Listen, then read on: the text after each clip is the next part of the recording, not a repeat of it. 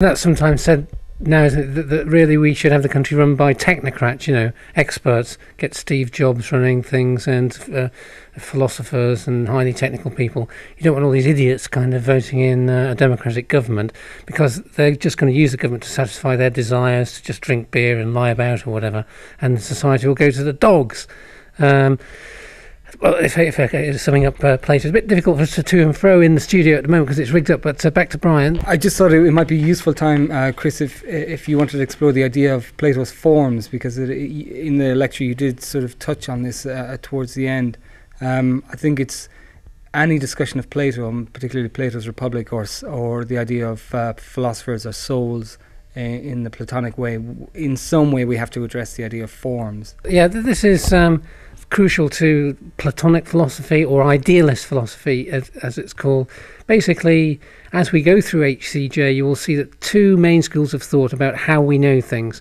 There is those people who say that you're born like a blank slate, like John Locke, and you dealt with him in the lecture today. You're born as a blank slate, and the world writes upon you and through your senses, and that's how you know things. That's completely opposite to the other school of thought that mainly traced back to Plato. Usually it's a conventional thing. And he says that the crucial thing to me is that Plato is very sort of Buddhist or Hindu in a way. He believes in reincarnation, and he believes everybody has lived before, and that when we're reborn into this life, in a kind of descent, really, things you're going down in these circles of rebirth. You remember a much better world in your previous life. And so whenever you have the sensation that you're observing something perfect or good, then it's a memory, it's a remembering of these perfect forms. So he gives the example of the chair. So everybody has an idea of a chair that you can sit on, but everybody's idea of that chair in our world is flawed, or let's say it's different, but there must be a perfect chair that is the model for all chairs, and all chairs are just imperfect versions of that. And in the same way, there would be a perfect human form, a perfect female form, a perfect male form, and artists, the work of artists is to approximate towards that form. And then finally on the forms, he says the perfect forms are immortal, and perfection for him is the same thing as immortality. So when perfection is achieved, this terrible cycle of rebirth and regeneration comes to an end because perfection is achieved. So, for example, he thought that that gold was the perfect metal or the perfect substance, and he believed it was eternal. It didn't decay. He didn't know that eventually even gold decays at the subatomic level. But as far as the Greeks were aware, it never rusted. Nothing ever. So it was the perfect substance, and all other substances were just imperfect forms of gold, which was why you could buy anything with gold in the Greek world. And the gold superstition is very interesting because it still persists. Is that enough on the form? Do you want to chip in on the forms? No, I think that's exactly right. It's a difficult idea, and it's something that takes a lot of work for people to fully take it on board. But I think it's good for us to sort of discuss it even for a brief time, so that people have a sort of an idea of where Plato was trying to, what he was trying to achieve with his idea of the Republic. But if we move on, if we take the idea of the social contract, which in some way Crito has established, or in the Crito Plato has established, one of the people that defined or framed or pushed on this idea tremendously was Thomas Hobbes in his seminal work, The Leviathan. And this was a work that still resonates now, and it is in some ways a product of its time. Hobbes was living through chaotic times. There was a civil war. The king was executed. He was in exile. Things were changing. The society was changing dramatically, and before his eyes he could see a hellish situation where brother was fighting against brother, where the whole nation, the whole society seemed to be collapsing in a nightmarish slaughter. And so the Leviathan is, in a lot of ways, a response to this. It is a response to a collapsing society.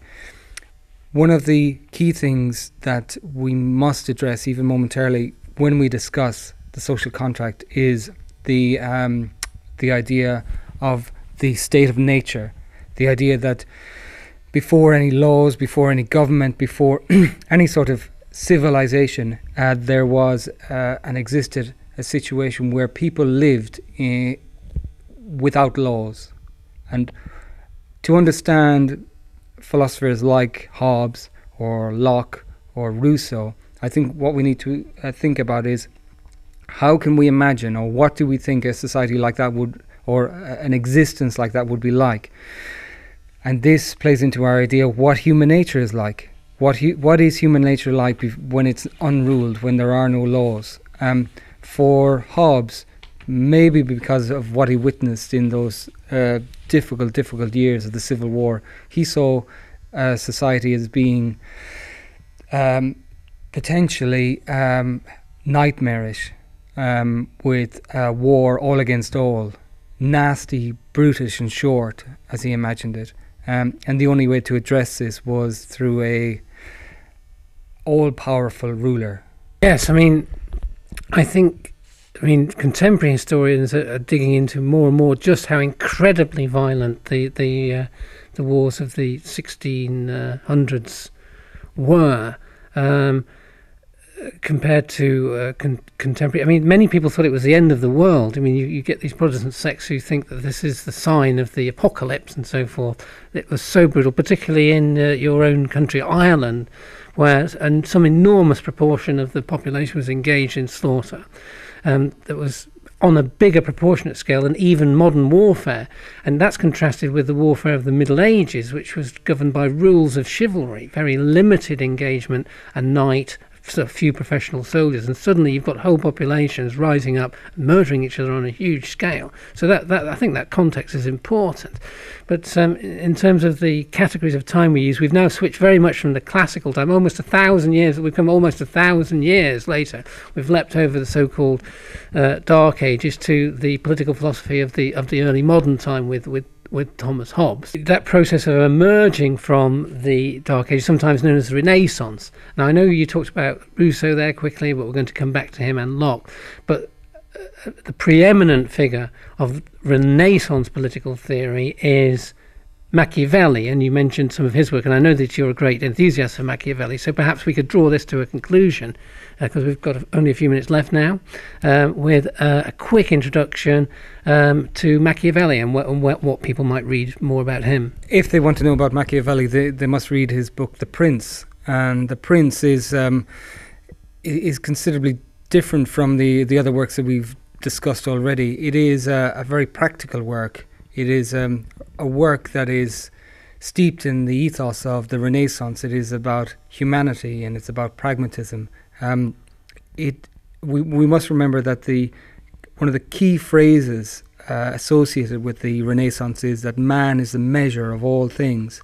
So there was a new attitude of humanism. And a rejection of Plato, and Aristotle to some extent. Yeah, because they were seen largely as being responsible for the dogma that had mired all intellectual thought for such a long time. And the idea there was a pre-existing perfect form of the state. So Machiavelli is much more, well, what are people actually like? Let's go with the flow. Let's not go against the grain of human nature. Let's not try and set up a perfect golden republic run by golden people like Plato advocates. Is that more or less it? Well, that's exactly right, because at the beginning he says that we can't make rules, we can't govern with a dreamlike state. We have to govern with the situation that lies on the ground, because otherwise it's impossible. And the key thing is that he isn't guided in any way by morality or Christian ethics. He's guided by